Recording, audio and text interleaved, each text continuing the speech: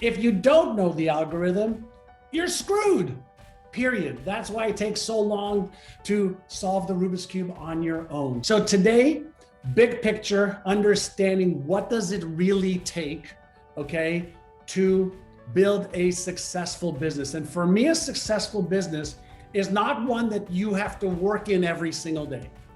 You want to build a business that actually ends up working for you, that's scalable and saleable. Does that sound like a good idea? If you want to keep working there, that's great. So I'm also going to help you understand the neuroscience of marketing and sales.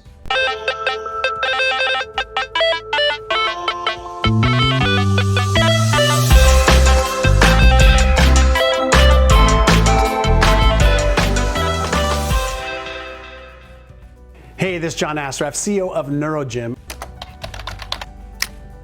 If you have read any of my New York Times best-selling books, put a little chat in there. My book, The Answer, is a New York Times bestseller specifically on business growth.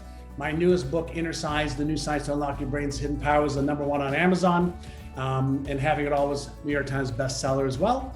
I've been in, I think, 10 movies now, including The Secret and Quest for Success. I've built a few companies.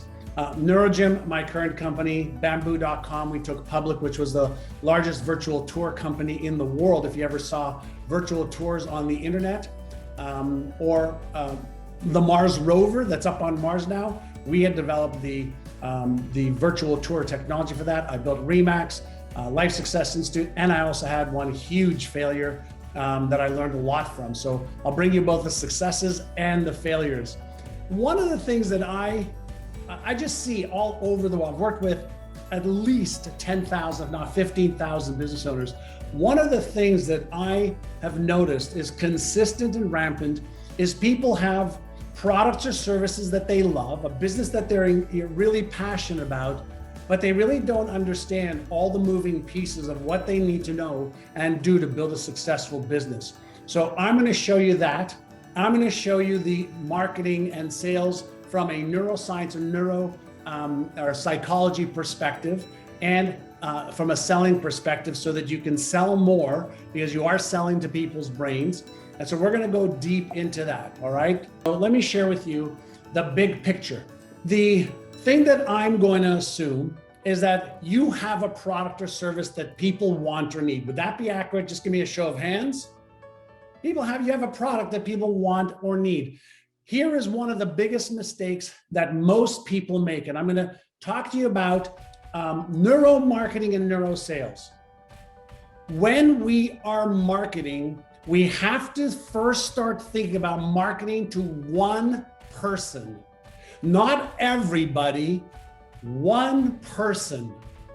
The biggest mistake that entrepreneurs make is they say, well, my product can help everybody. I understand that it can, but you have to come up with a profile. We call it a perfect client profile of who is the one person, forget about 2 or 3 or 4, the one person that your product or service can help the most.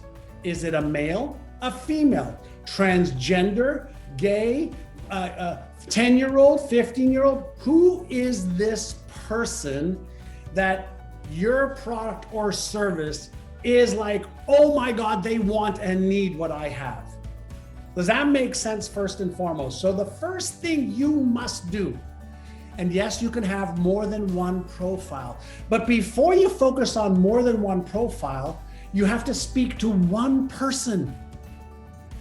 So that means that you have to come up with a profile of, are they male, female, age group, socioeconomic situation, where do they live? And we're going to get into this, but you have to develop that first. Everybody, if you don't have a perfect client profile, or otherwise known as an avatar, that's your first thing that you want to do. Then once you have who it is, then you have to create your communications, okay? Whether it's for your website, your landing page, your face-to-face interactions for that one person. Makes sense so far? Just give me thumbs up, okay?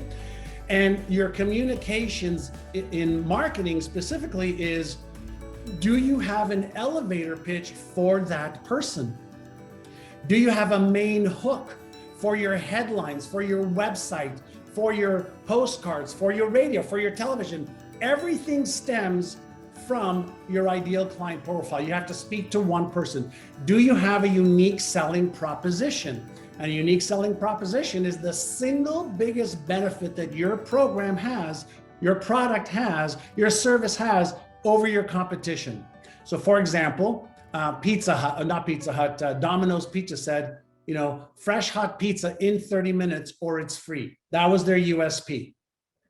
And they made hundreds of millions of dollars on that USP. FedEx, when it positively, absolutely has to be there overnight. They understood their client. They understood their client's pains, fears, frustrations, irritations, wants, needs, and aspirations, and they created messages to them. Every one of you needs to have a killer promise, okay, of what is the benefit of the benefit that your product or service gives your clients. People don't buy products or services. People buy the benefits of the product or services, or they buy the benefit of the benefit, right? So people don't want to make money. People want to make money so they have freedom, peace of mind, security, choice. So if you're selling anything that's going to help somebody make more money, don't sell making more money, sell the freedom, the benefit of the money. Does that make sense from a high level overview? I'm going to give you some high level, then we're going to go down. You have to start thinking in all of your marketing, what is my call to action? Every marketing piece should have a call to action. A call to action would be something like, if you can hear me and see me right now, can you just type in the chat that you can hear me and see me? Engagement, call to action. I want to start directing, the narrative. Does that make sense? I just showed you another call to action. I just asked you a question, showed you my thumbs to get you to act. Okay, neuromarketing and neurosales is our brain will follow directions really, really well when we have trust and rapport with people. Does that make sense? Okay, and then we have to have a follow-up plan, which you will see in just a moment. So perfect client profile, communications, marketing messages, the ones on the right are things that we need to do. Then and only then should you choose your best. S&M is not what some of you think. S&M is sales and marketing. So sales and marketing channels. Some of you are chuckling and laughing. Some of you are going, what did you just say? So choosing your best sales and marketing channels, should you be marketing on TV, through interviews, radio, magazine, referrals, networking, online direct sales? That depends. How do you know your best sales and marketing channels unless you understand who you are and what your skills are, what your budgets are? You have to choose your sales and marketing channels, where you put your marketing messages, where you go to sell, based on your skills and your financial, non-financial abilities. Does that make sense? You have to be targeted versus diffused, all right? Then you create your strategies after that. Does that make sense? You understand the difference between a channel and a strategy? A channel is the internet, a channel is the internet. A strategy might be, to do live streams on the internet. So once you have your channels, then you choose your strategies. And then once you have your strategies, which is what are you going to do, then you create the best sales and marketing tactics. And a tactic is the details of the strategies.